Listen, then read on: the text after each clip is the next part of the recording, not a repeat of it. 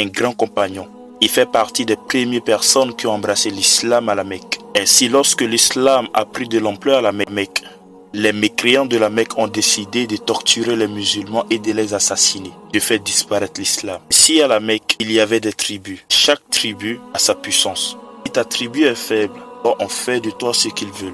Si ta tribu est forte, alors on te laisse tranquille. Si ceux qui avaient embrassé l'islam, les tribus qui étaient faibles parmi les personnes qui ont embrassé l'islam, étaient torturés par ces mécréants qui avaient le pouvoir. Ainsi, parmi les personnes qui ont été torturées, il y avait Ammar ibn Yasir et sa famille. Sa mère est la première femme à été tuée martyre en islam. Son père a été assassiné aussi, tué par les mécréants. Et les mécréants, lorsqu'ils te torturent, l'objectif c'est quoi? C'est que tu réunis ta foi, tu réunis la religion islamique, tu réunis Allah et son messager. Ainsi, parmi ces personnes, il y a Ammar ibn Yasir, qu'ils ont torturé, ils ont malmené.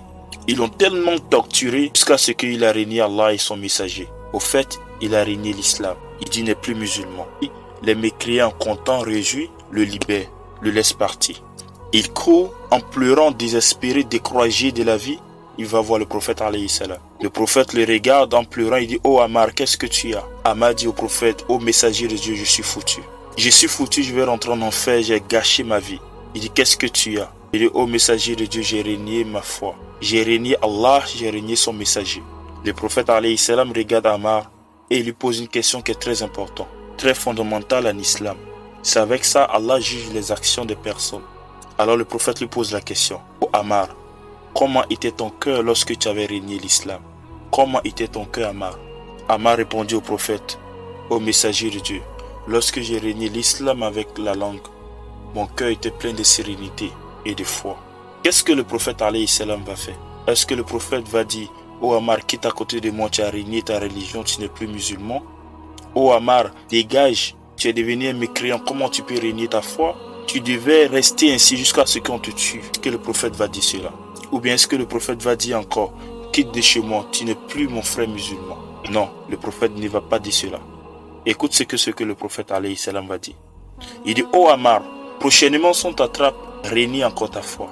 Réunis ta foi, il n'y a pas de souci. Dès que ton cœur est tranquille, ton cœur est plein de sérénité et de foi, soit on t'attrape, réunis ta foi pour sauver ta vie. Ainsi, tellement cette parole était véridique et la sincérité d'Ammar ibn Yasir, Allah va faire descendre un verset coranique. J'invite à aller regarder ce verset. C'est dans la sourate 16, verset 106. Allah dit ainsi, qu'on a régné Allah après avoir cru. Sauf celui qui a été contraint alors que son cœur demeure plein de sérénité, de la foi. Mais ceux qui œuvrent délibérément leur cœur à la mécréance, ceux-là ont su eux une colère d'Allah et ils en seront châtiés terriblement. La personne qui réunit sa foi, c'est un grand péché. Mais celui qui a été contraint, forcé à régner sa foi, n'est pas un péché. Allahu Akbar. Ainsi, cette histoire nous enseigne quoi? Cette histoire nous enseigne beaucoup de leçons. La première, c'est la contrainte en islam. Lorsqu'il y a une contrainte, il n'y a pas de péché. Lorsqu'on te force à faire un péché, ce n'est pas un péché auprès d'Allah. Lorsqu'on t'oblige à faire une désobéissance, ce n'est pas une désobéissance. D'ailleurs, le prophète alayhi salam dit dans un hadith, il y a trois choses. Lorsque le musulman fait, Allah ne le châtie pas, Allah ne le punit pas. La première, lorsque le musulman fait une action par oubli. La deuxième, lorsque le musulman fait une action par erreur. La troisième, lorsque le musulman fait une action par contrainte, parce qu'ils l'ont forcé. Alors il n'a pas de péché. Deuxième, qu'est-ce qu'on retient dans cette histoire? Il y a le cœur. Le cœur est très important en islam. Lorsque tu fais une action, demande-toi, est-ce que je suis sincère avec Allah? Parce que toute action doit être accompagnée par une sincérité. Si ton cœur est sincère, alors alhamdulillah.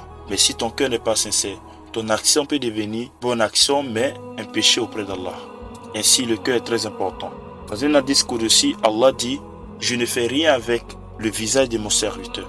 Je ne fais rien avec son argent, son rang social. Je regarde tout simplement son cœur avec son action. Ainsi, il faut que ton cœur et ton action soient en harmonie pour que Allah valide ton action. Si ton cœur est contraire à ton action, alors tu n'as pas fait cette action. Si ton action est contraire avec ton cœur, alors tu n'as pas fait cette action. Ainsi, cette histoire nous enseigne beaucoup de choses.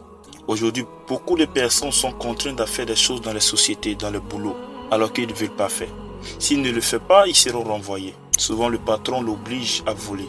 Le patron le pousse à tromper, à narquer. Mais s'il refuse, on va le renvoyer. Et si on le renvoie, comment il va faire pour manger? Comment il va faire pour nourrir sa famille? Si ça, c'est une forme de contrainte. Tant que la personne, dans son cœur, il n'est pas content de le faire et qu'il cherche une solution pour sortir dans ce boulot, alors toutes ces actions qu'il fait n'est pas un péché. Mais c'est pour un péché pour celui-là qui le force à le faire. Ainsi, te laisse méditer sur cette histoire. Il y a beaucoup de choses à comprendre. Sur ce, à la prochaine vidéo, Inch'Allah.